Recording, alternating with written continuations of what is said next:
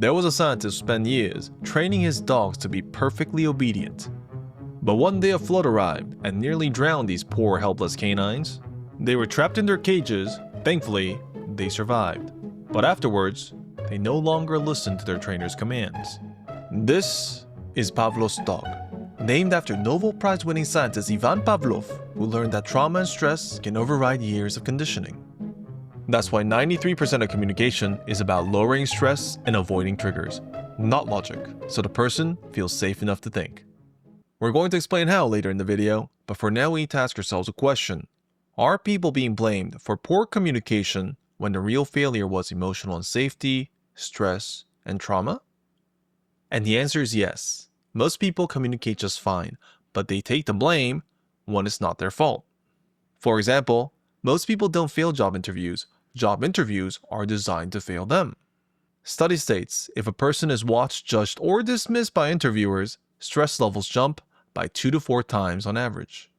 2 to 4 times means memory will shut down. Do you remember the times when your mind just suddenly goes blank even though you know the answer? That's cortisol. And this happens not only at job interviews, but at homes with our families, dates with our lovers, even on our social media accounts, which is why we need to be extra careful not to mislabel stress as our identity. And here's an example of what can go wrong if we aren't too careful. A woman once confessed to a man that the devil had visited her. The man had suspected her of this, which is why he volunteered to watch and see if demons did in fact visit her or not.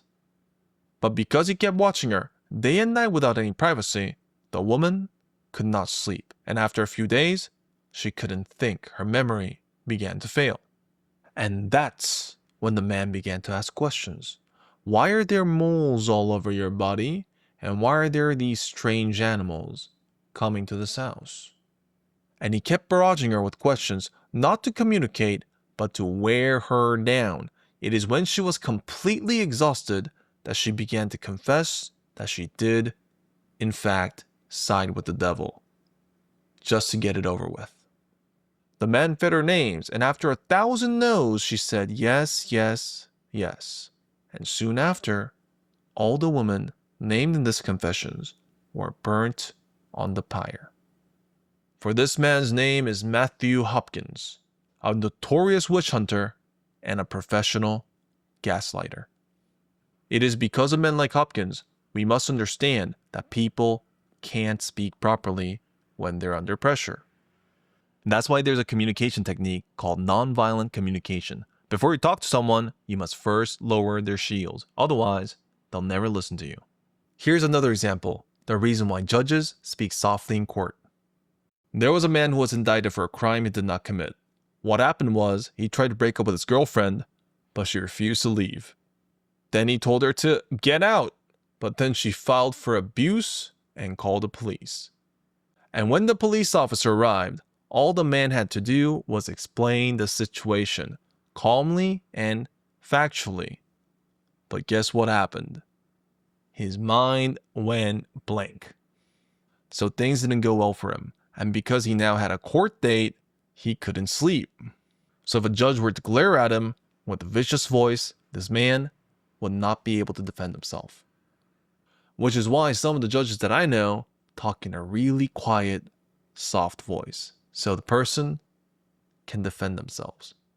They say 93% of communication is done through nonverbal language, but I think of it this way. I think we need to master nonverbal language first in order for our verbal language to land. The best way to feel this is, try to talk to someone without using any words at all for 5 minutes, and you'll be amazed at how much information they receive. But what do we do when the people we love are making a bad decision? Don't you need to tell them to do the right thing, even if it's stressful?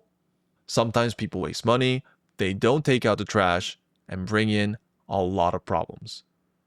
When this happens, we try to offer them helpful solutions and despair as they turn into more problems. Happens all the time. Take Mina, for example. Mina is a career hopper. She had 3 decent jobs, but gave up on all of them so she could study for a certificate. And after 7 years of such studies, her father finally said please quit that certificate. It's not worth your time. Then Mina would completely break down, crying, "You've never rooted for me my entire life." Then he'd say, "I did." Then she'd say, "No." Then he said, for 2 hours. So Mina didn't want career advice or even that certificate.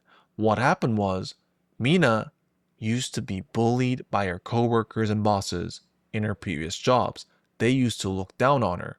So she needed something to protect herself from them, and that happened to be a certificate. So her father asked to offer what she needs, which is not a solution, but to feel worthy and protected. That's what Rosenberg wants to say. If we observe the needs of others using our big giraffe ears, that's the solution, not our words. Okay, the bonus content of today is going to be about a horse. Have you seen a horse that walks like this?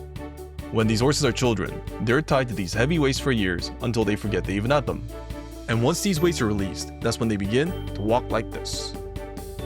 The point is, our society is so competitive, you may be holding these weights without even noticing. But one day you're gonna lose the weights, and you too will walk like this. Thank you very much for watching till the end. I pray for your success and happiness, and I will see you guys next time.